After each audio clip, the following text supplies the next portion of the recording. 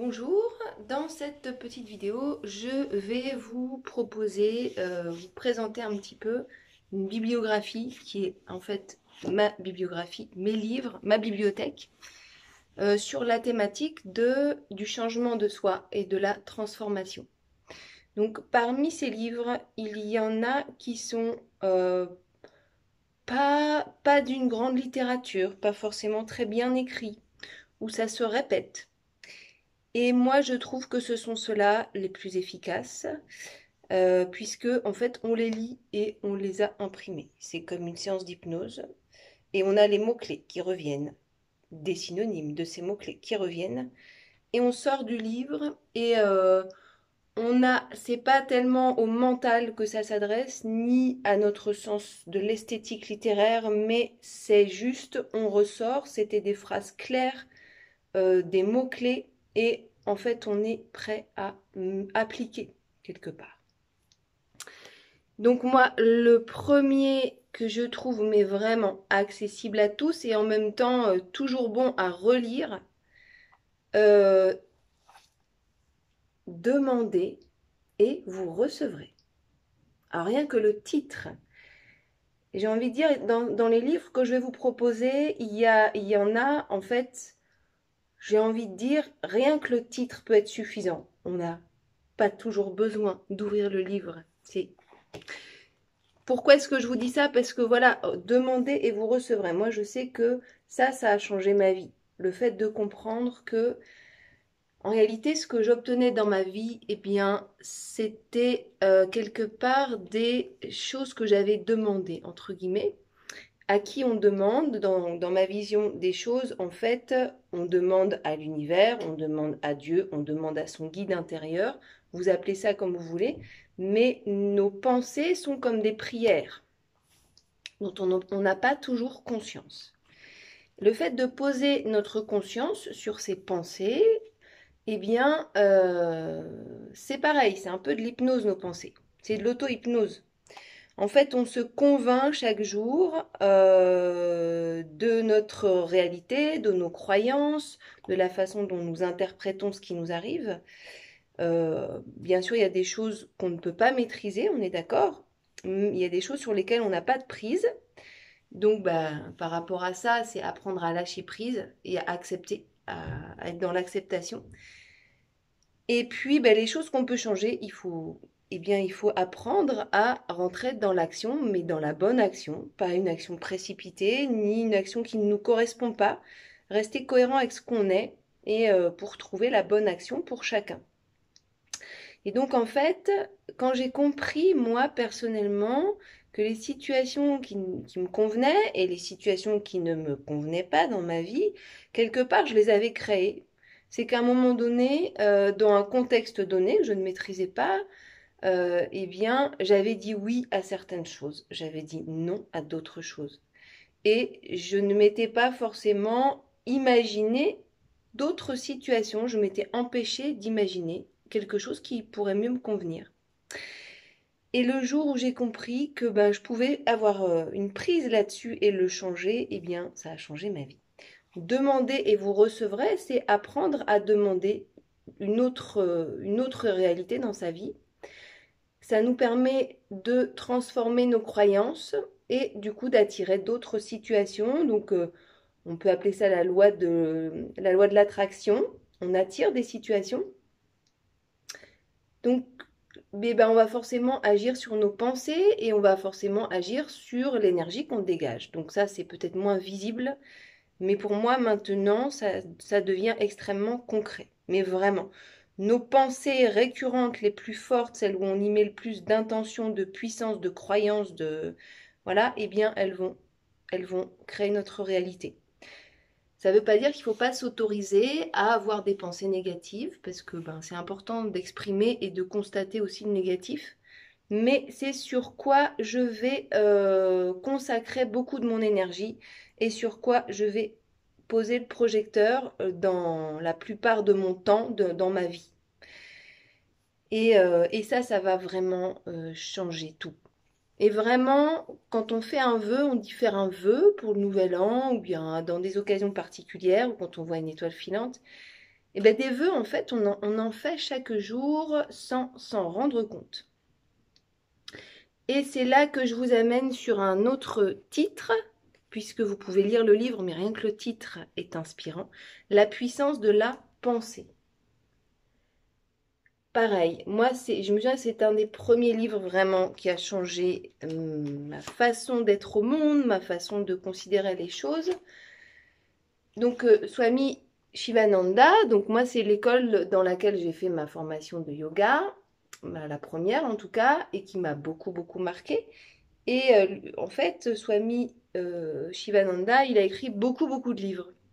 Donc il vantait les vertus de la méditation et en même temps on se demandait un peu à quel moment il méditait parce qu'il a écrit, il a fait beaucoup d'actions dans sa vie justement pour, euh, eh bien, pour promulguer, pour communiquer sur les bienfaits du yoga, de la puissance de la pensée, parce que du coup le yoga, la méditation, le yoga, ça nous apprend à avoir une maîtrise sur nos comportements, sur nos pensées, sur la façon dont on réagit aux circonstances extérieures, aux événements, euh, apprendre à moins surréagir. À force de faire du yoga, de la méditation, eh bien, nos émotions, on les vit différemment, elles apparaissent différemment. Euh, voilà, on arrive à avoir mieux, à les gérer avec plus de distance et en même temps à les vivre pleinement. Plus être dans la réaction de je me prends ça dans la figure et je ne sais pas le gérer, mais vraiment de les vivre et puis de les accepter aussi. Parce que quand ça fait trop peur, les émotions, on a tendance à les rejeter. Et donc voilà, méditation, yoga et la puissance de la pensée. Énorme. Et donc, puissance de la pensée, c'est ce que le yoga va nous apporter, pas uniquement sur le tapis, en faisant les mouvements ou en faisant la méditation, mais c'est dans notre quotidien. Et moi, ce qui m'a vraiment changé la vie dans le yoga, c'est que déjà, on m'a donné des outils pour maîtriser les tensions dans le corps. Parce qu'au final, on peut se dire n'importe quoi, on peut se donner plein d'injonctions, mais si on ne contrôle pas, si on ne maîtrise pas, si on n'a pas des outils concrets, eh bien, en fait, on ne peut pas se changer, quoi. Donc, changer sa gestion des émotions, son rapport au monde, pour moi, c'est d'abord le corps. C'est d'abord le corps parce que c'est là que se cristallisent les tensions. Même notre corps, il a toute une mémoire de ce qui nous est arrivé dans notre vie. Et en fait, il existe des outils pour aller nettoyer un peu ces mémoires et pour les vivre autrement, plutôt que ça fasse des blocages qui nous empêchent de vivre pleinement, et bien que ce soit au contraire une trace qu'on garde, mais qui n'est pas le blocage, qui vienne simplement nous délivrer un apprentissage pour nous enrichir. Mais si on n'a pas ces outils-là, la mémoire, elle va parfois rester sur des blocages. Voilà, donc c'est dommage qu'on ne nous apprenne pas à fonctionner autrement. Enfin, heureusement qu'on peut nous l'apprendre, mais c'est vrai que c'est pas toujours accessible à tout le monde. Après, chacun va vers les disciplines qui lui conviennent, mais moi, je trouve que voilà, apprendre comment on fonctionne et nos émotions, elles ont un intérêt, elles agissent, elles ont, comment dire, elles interviennent dans tous les domaines de nos vies. Je vais en reparler après. Donc, la puissance de la pensée, énorme.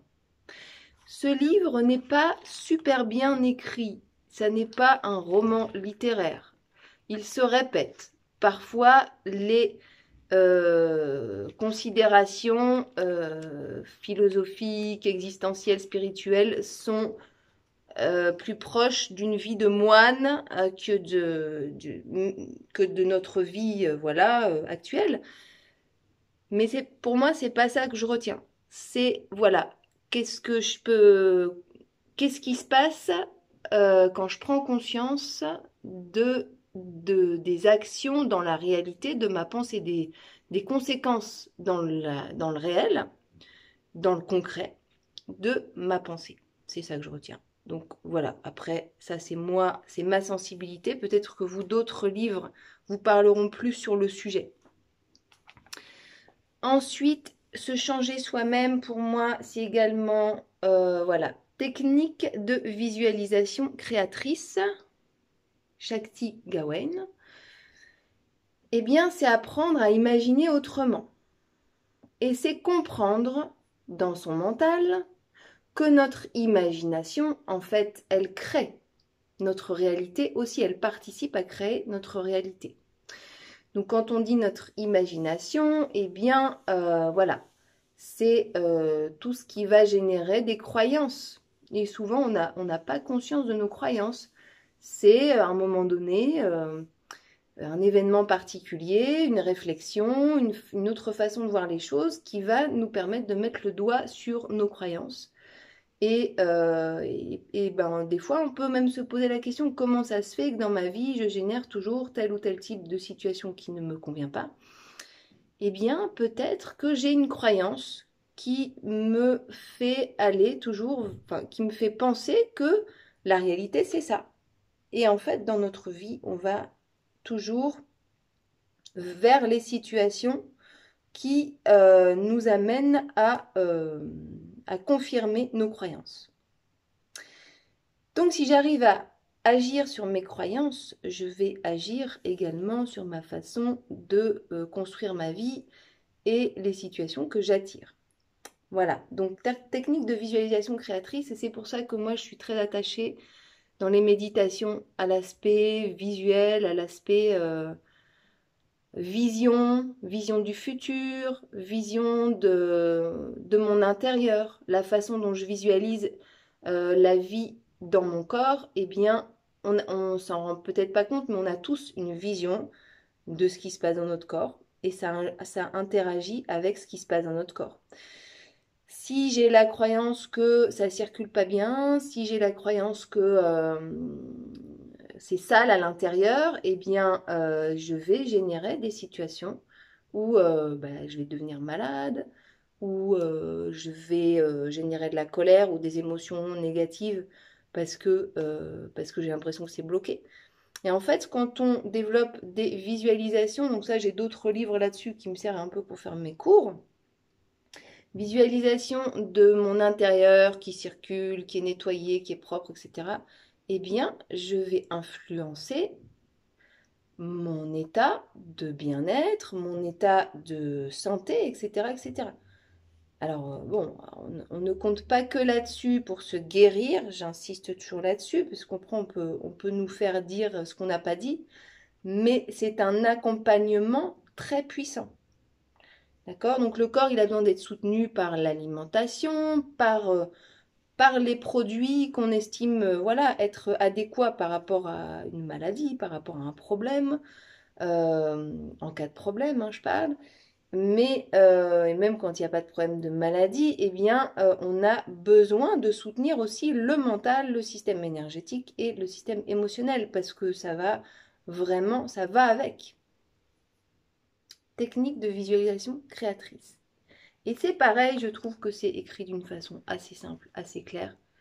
Voilà, j'ai tout surligné, moi, hein, voilà. Donc en fait, moi, je n'ai plus qu'à relire ce qu'il y a en couleur pour me remettre en tête le livre, les passages importants. Ça, c'est ma technique à moi, voilà.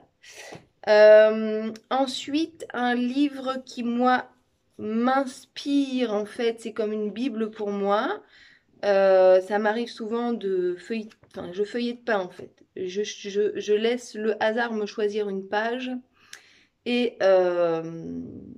et voilà. Et enfin, c'est énorme quoi. Je tombe toujours sur la page dont j'ai besoin, qui correspond à mes questionnements du moment. Sois toi et change le monde. Alors, je vous laisse déjà vous imprégner du titre. Sois toi et change le monde. Alors déjà, même sans ouvrir le livre, eh bien, on s'imprègne un petit peu des mots. Donc c'est Dain Heer et alors c'est un peu particulier à lire quand on n'est pas initié à la méthode qu'a inventée, qu'a créée avec une autre personne, Dain Heer, donc qui s'appelle Access Consciousness. Accès à la conscience, tout un programme. qui s'accompagne aussi dans la technique complète, eh bien, de points énergétiques sur le crâne qui correspondent à des thématiques particulières. Et donc, on va poser les mains sur ces endroits-là pour travailler des thématiques particulières et avec des intentions, en étant à l'écoute des énergies. Et moi, j'ai une amie, en fait, qui m'a du coup fait des séances. Et j'ai pu être initiée à ça. Et du coup, je comprends l'écriture et les petites formules magiques un peu spéciales. Voilà, donc je sais pas trop quand on n'est pas initié si vraiment ça peut parler, mais comment dire? Donc dans ce livre, il propose également, eh bien simplement un système de questions. De questions. Donc pour lui, eh bien, essayer de formuler les choses sur lesquelles on a envie d'évoluer ou notre mal-être ou nos blocages par des questions, eh bien, ça va permettre d'envoyer le message à l'univers, à notre inconscient, à tout ce qu'on veut, de nous envoyer les réponses. Et ensuite, il a une petite formule magique qui répète à chaque fois. Donc, voilà. Right and wrong, good and bad, poke and pod, all night, shorts, boys and beyonds. Et donc, pourquoi cette formule magique? Eh bien, en fait, il va exprimer plein d'opposés pour envoyer au mental un message de brouillage, en fait, de façon à ce qu'on soit plus dans le mental et qu'on soit dans l'idée que tout est possible, que tous les opposés peuvent s'unir et qu'en fait, au final, tout est possible. Alors, je l'explique peut-être pas comme il faudrait, mais moi, je suis pas spécialiste de cette méthode. Mais c'est un peu l'idée. Donc, right and wrong, le vrai, le faux, good and bad, le bon, le mauvais, etc. Et donc, voilà, donc c'est l'idée de relier les extrêmes, les opposés, et d'envoyer le message au cerveau, au mental, d'arrêter d'être dans le rationnel, mais d'accepter l'idée que autre chose est possible. Et du coup, ces questions-là vont agir dans le mental, et il y a un aspect aussi énergétique donc dans cette méthode. J'aurais peut-être aimé vous lire un passage.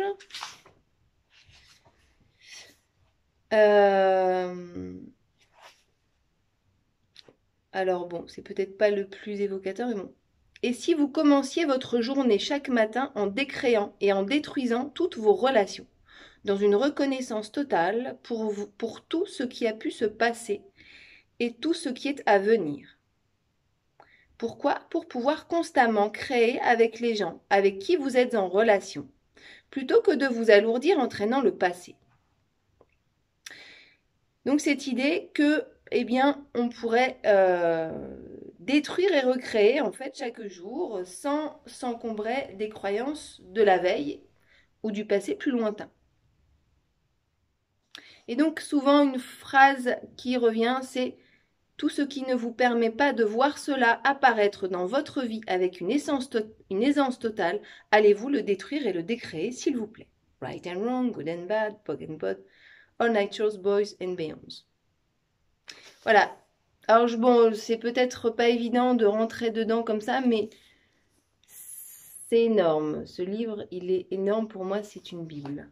Pour moi, c'est une Bible et c'est vraiment se poser les bonnes questions, envoyer la question à l'univers, à notre inconscient, à la vie. Et en fait, quand on pose une question, quand on envoie une question, eh bien, on pose les jalons pour obtenir une réponse. Tant qu'on n'a pas pu formuler précisément nos besoins, nos questionnements, mettre des mots, on ne peut pas obtenir de réponse. Et au fur et à mesure qu'on obtient des réponses, eh bien, on précise notre volonté et on crée notre réalité. Pour moi, c'est énorme. Voilà. Que dire d'autre? Donc voilà, pour y voir plus clair dans la vie, eh ben, déjà, on peut le faire à l'oral, on peut aussi le faire à l'écrit. C'est sur quelle thématique j'ai des doutes, j'ai des questions, j'aimerais bien avancer, etc. Et quelle est ma question précise? Sur quoi est-ce que j'ai envie précisément d'obtenir une réponse?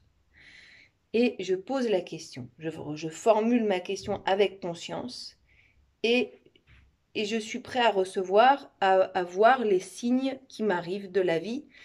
Et en fait, puisque nous sommes créateurs de notre réalité, eh bien ces signes-là, on va les voir, on va pouvoir les interpréter puisque c'est notre question, c'est notre conscience. Notre conscience est toujours posée sur ce qui nous habite le plus, ce qui nous concerne, ce qui nous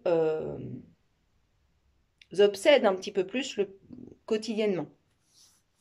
Et donc on va voir, on ne voit toujours que les questions, que les réponses aux questions qu'on a posées, qu'on ait notre conscience dessus ou pas.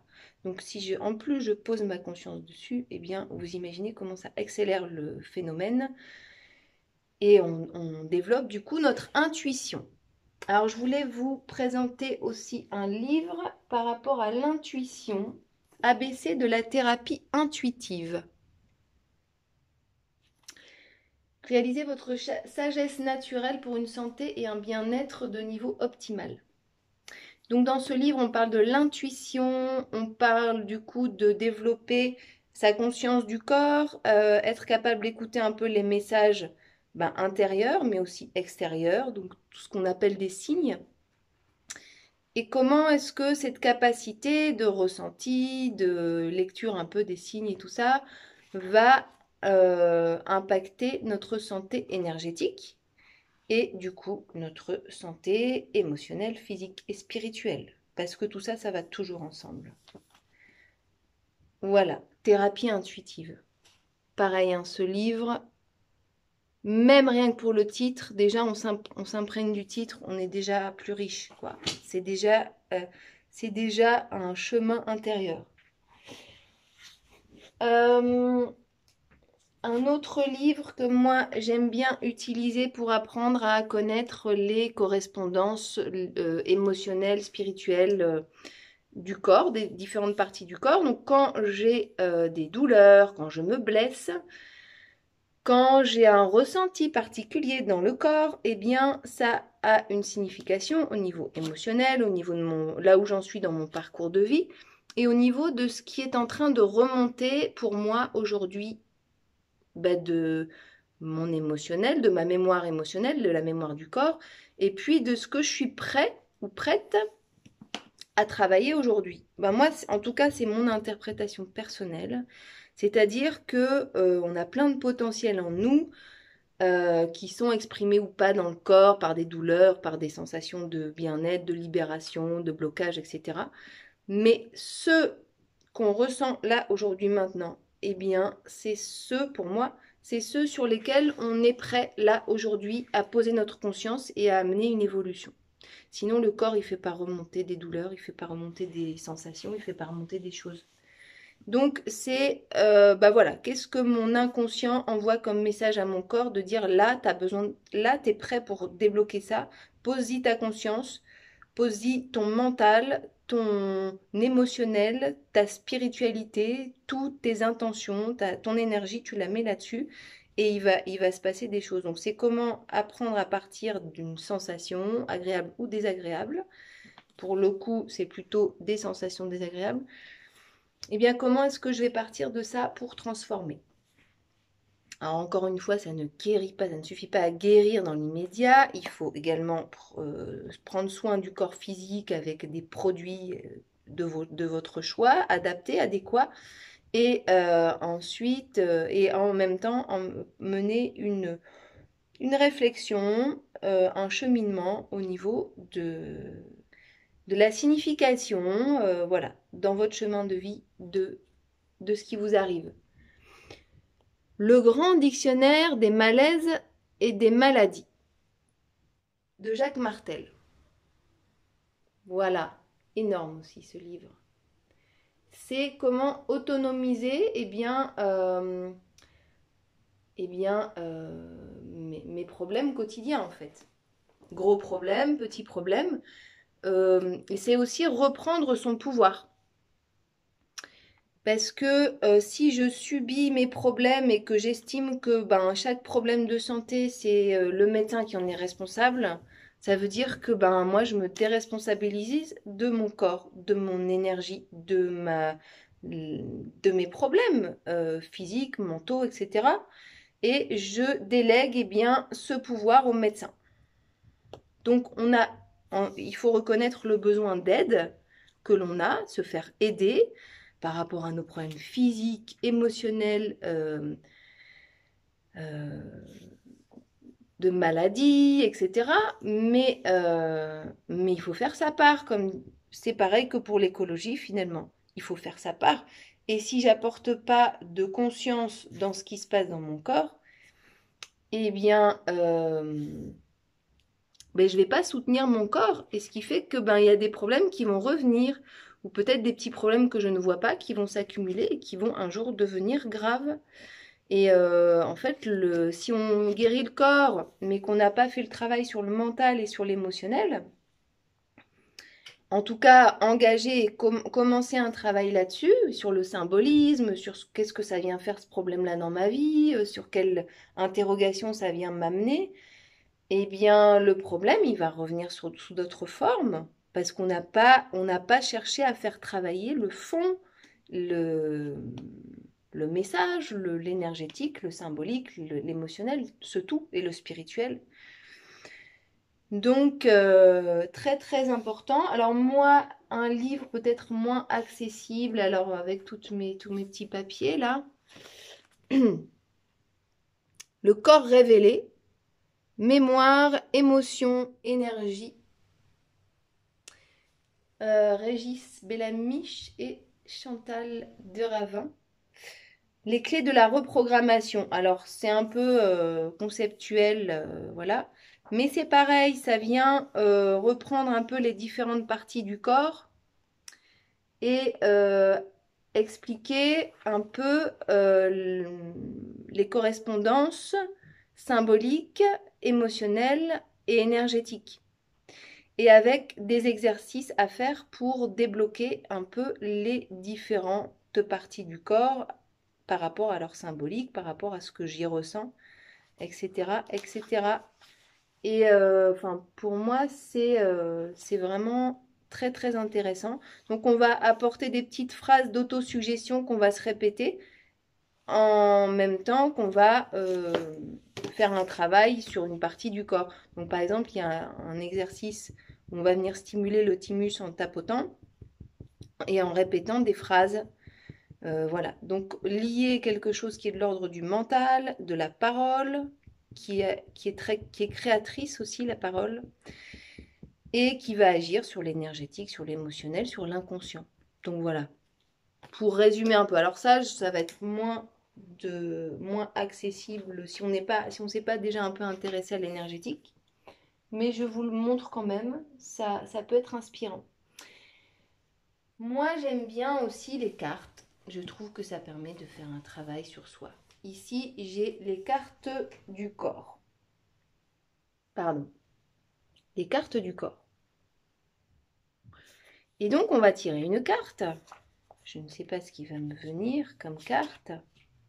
L'ermite. On est en plein confinement et je tombe sur la carte de l'ermite. Et ben, c'est très fort. Connaître l'essentiel. Zone du coccyx. Donc, on a une carte qui va nous parler d'une partie du corps, intéressant. Et puis donc ici, on va aller, c'est la première, c'est trop fort, c'est rigolo. Et donc, qui va nous parler de, voilà, quelle correspondance ça a au niveau symbolique. Donc là, il y a une lanterne en fait sur cette carte, un personnage qui tient une lanterne et puis qui tient un bâton. Et donc là, on me dit, la lanterne symbolise ce qui guide dans la nuit, ce qui ramène à ce qui est le plus profondément essentiel en nous. Mots-clés, mémoire ancienne, lien à l'essentiel, ancrage. Voilà, donc après, il y a des petits exercices qui sont proposés et puis différentes pistes de réflexion sur qu'est-ce qu'elle peut vouloir dire dans mon cheminement actuel, eh bien, cette carte. Moi, je trouve ça super intéressant. L'ermite est le gardien de la lumière essentielle. Il fait partie de la famille du sage lié à l'énergie du monde, sagesse de la terre. Donc, il y a différentes énergies du monde qui sont présentées dans ces cartes. Et l'énergie de l'ermite, donc, c'est l'énergie sagesse de la terre. Énorme. L'ermite vous invite clairement à revenir en vous, à vous poser, à calmer le mental pour retrouver ce qui est vraiment essentiel. Ça me parle. Voilà, donc avec les cartes, je trouve c'est pareil, hein, on tombe toujours sur ce qui, sur ce qui nous parle. Je ne l'avais pas préparé celle-là, donc voilà. Sur ce qui nous touche, c'est comme si en fait, pareil, il y a un truc énergétique inconscient qui va toujours nous amener là où on a besoin de poser la conscience. J'ai un autre jeu de cartes aussi que j'utilise moins souvent. Les 3 cheveux d'or. Parcours de guérison avec les frères Grimm et Pierre Desnaux. Donc c'est pareil, on va utiliser des symboles un peu de l'inconscient collectif liés au conte notamment.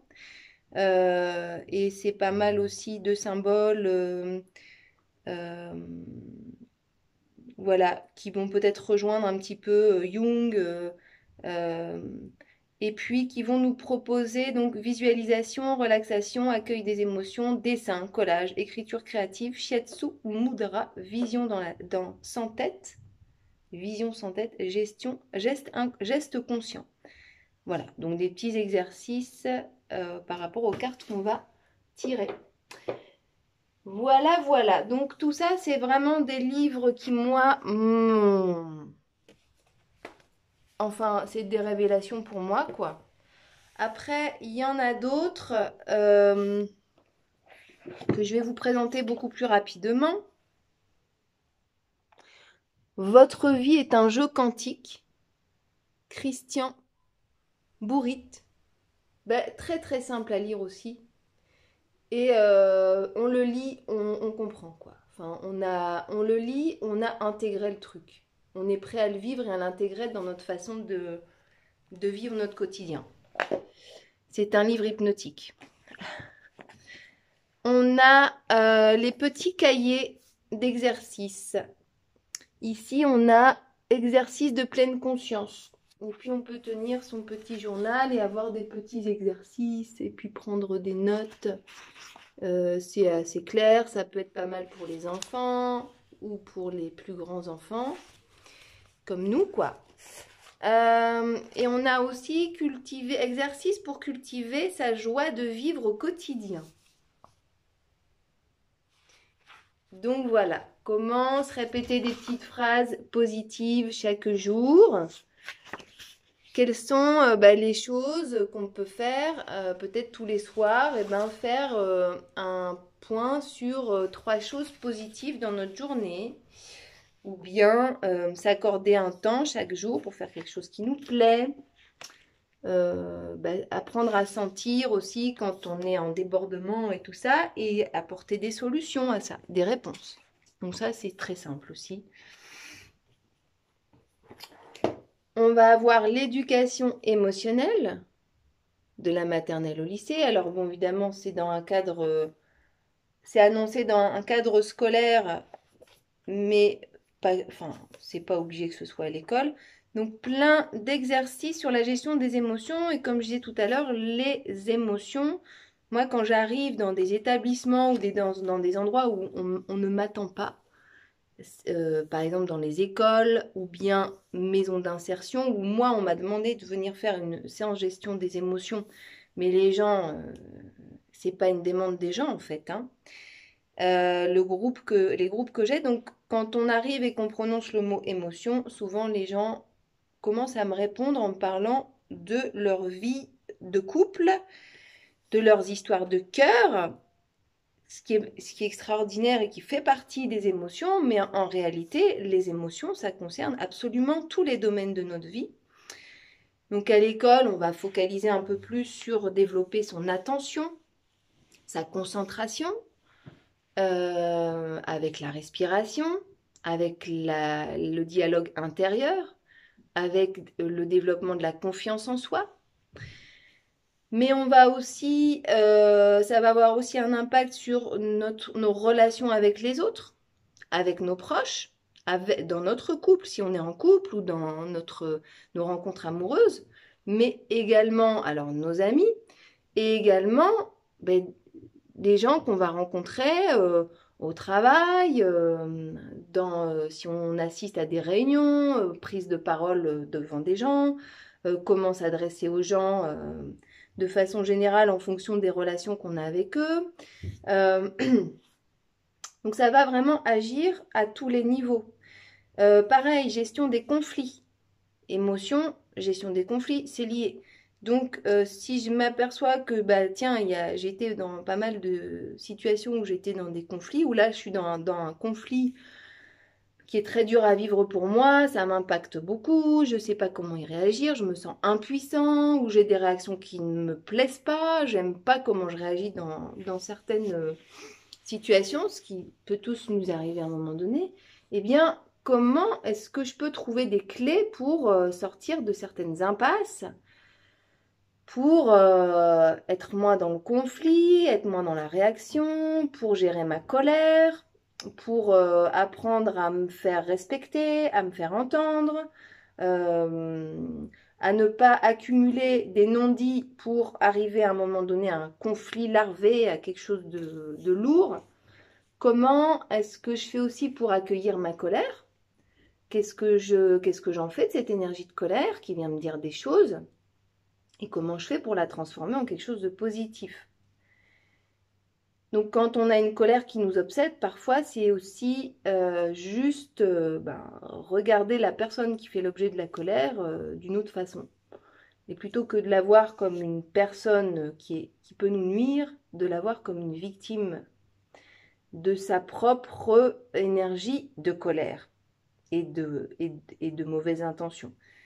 Donc voilà, il y a différentes petites clés de gestion des émotions. Comment est-ce que j'essaye de gérer mes émotions et comment est-ce que ça impacte sur tous les domaines de ma vie et même sur moi, ma façon dont moi j'interprète mes émotions dans tous les domaines de ma vie.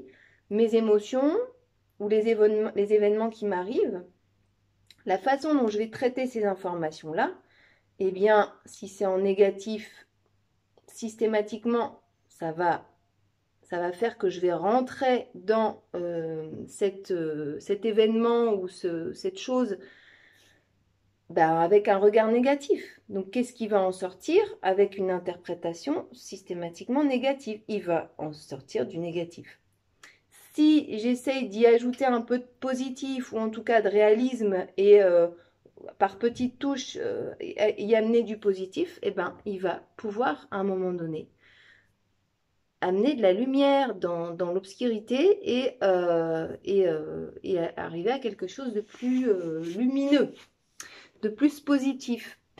Donc voilà, gestion des émotions et enfin très personnellement, j'ai perdu énormément de temps dans ma vie à ne pas savoir gérer mes émotions, à expérimenter des blocages, des incompréhensions, des moments où je me suis sentie en inconfort total dans certaines situations où je ne savais pas comment exprimer mes émotions et je me dis mais et quand je vois l'impact que ça a pu avoir dans ma vie, même là au niveau de la confiance en soi, etc., mais je me dis mais et je sais que je suis pas la seule. Bon, moi, si je m'y suis intéressée autant, c'est que j'en avais besoin aussi. Mais je pense pas être la seule à avoir rencontré ce genre de problème. Peut-être même que le pire, c'est de ne pas se poser les questions, ce qui arrive aussi à certaines personnes. Et je me dis, mais comment ça se fait que à l'école ou voilà, les enfants, comment ça se fait qu'on n'en parle pas? Alors ça veut pas dire être intrusif et imposer des modèles de lecture de comment je dois interpréter et vivre mes émotions. C'est pas ça du tout. C'est donner des explications de comment on fonctionne, apprendre chaque jour à se relier à ses émotions, à prendre conscience de la forme que prennent nos émotions dans les sensations, dans nos pensées, donc d'un point de vue physique, énergétique, émotionnel, et, apprendre à se poser des questions pour trouver des réponses adéquates et en tout cas être sur un chemin de questionnement. Parce que quand même, enfin moi quand j'étais petite, on parlait pas trop des émotions. Hein, puis souvent, enfin moi je l'ai beaucoup vécu comme tais-toi quoi. Ça on n'en parle pas. Et puis ça on s'en fout, ça n'a aucun intérêt. Et c'était ça la gestion des émotions, hein, enfin à mon époque, de ma génération. Donc je pense que justement comme on a souffert un petit peu de ce que nous ont peut-être transmis c'est les générations de nos parents qui n'avaient que ces outils-là. Enfin, moi, je parle de mon expérience. Peut-être que dans d'autres milieux, ça a peut-être été différent. Mais pourquoi est-ce qu'on continuerait à transmettre à nos enfants, ou quand on n'a pas d'enfants, aux générations futures, à ces générations qui vont devenir des adultes plus tard, pourquoi est-ce qu'on continuerait à leur transmettre des situations frustrantes avec des outils pas très élaborés de gestion de nos émotions, c'est-à-dire tais-toi et réprime et on s'en fout, et l'indifférence? Pourquoi est-ce qu'on ferait ça alors que on sait maintenant qu'il y a quand même d'autres outils, qu'il y a d'autres façons de faire, que même si, et c'est important que ça soit pas parfait parce qu'il faut que chacun puisse faire son cheminement, et le doute fait partie du chemin, et les erreurs font partie du chemin aussi. Donc il n'y a pas une façon de gérer ses émotions qui soit la même pour tous et qui soit transférable à chacun. Mais c'est juste poser des questions, expliquer, s'inspirer de modèles et avoir une réflexion dessus. Et puis soulever des grandes thématiques comme la confiance en soi, apprendre à être attentif, à savoir se concentrer, avoir une approche de la gestion des conflits. Voilà, donc soulever ces grandes thématiques, apporter un peu des outils, et il y a des choses qui sont très très éclairantes. Alors ça c'est un livre, il y en a d'autres. Il y a plein plein de lectures là-dessus, mais je ne vais pas tout vous montrer non plus. Et est-ce que pour conclure, qu'est-ce que... alors voilà, exercice pour les enfants, exercice d'éveil pour les petits chatons, donc voilà, les enfants quoi. Et donc ça, pareil, un livre très très très très simple. Vraiment, alors c'est vraiment pour les tout petits. Et en plus, on peut le feuilleter avec les enfants parce que ce sont des animaux. Alors bon, j'ai plein de petites feuilles dedans. Et puis un dernier livre du coup que je vous propose, deux derniers livres, allez, je vous propose cela, d'actualité d'André Charbonnier, Plus de peur que de mal. Comment gérer la peur? Quelle réflexion on peut avoir sur la peur? Plus de peur que de mal. Il y a Thomas d'Azembourg aussi qui a écrit des choses sur la peur. Je n'ai pas le titre en tête, mais très intéressant. Et une technique pour gestion des émotions qui est liée aussi à l'énergétique, l'EFT. L'EFT, donc ça consiste, alors ça peut paraître un peu bizarre vu de l'extérieur, mais moi je trouve que les techniques qui sont efficaces, c'est les techniques qui vont lier l'énergétique, le mental, le physique, les trois composantes. Et puis en plus, si on peut agir sur notre hygiène alimentaire et notre hygiène de vie au quotidien, eh ben, on a pour moi une technique complète et gagnante, quoi, et efficace. En tout cas, ça l'a été pour moi. Et donc là, on va stimuler des points de méridien énergétiques qui sont tirés de la médecine traditionnelle chinoise. Et puis, on va faire un travail sur un sujet qu'on a envie d'améliorer ou de débloquer actuellement. Et puis, on va répéter en fait les phrases jusqu'à amener voilà, de la libération au niveau énergétique, au niveau émotionnel et puis au niveau du mental parce qu'on utilise les mots. On travaille l'énergétique avec les points et l'énergétique et les mots travaillent l'émotionnel. Et puis ça amène des prises de conscience en fait. Des fois, il y a des exercices ou des techniques, finalement, on ne sait pas exactement ce qui agit sur nous, mais peu importe. L'important, c'est qu'on pose notre conscience dessus et qu'on décide d'y travailler d'un point de vue émotionnel, énergétique, physique, et puis accompagné par des actes au quotidien, des prises de décision, des habitudes nouvelles. Et en fait, tout ça, ça va amener des dynamiques nouvelles dans nos vies et qui va nous amener à nous transformer positivement, parce que c'est l'objectif de se transformer positivement. Voilà, je m'arrête pour cette présentation. Et puis, je vous souhaite plein de bonnes choses et de belles lectures inspirantes, les miennes ou d'autres, mais voilà, voilà. À bientôt!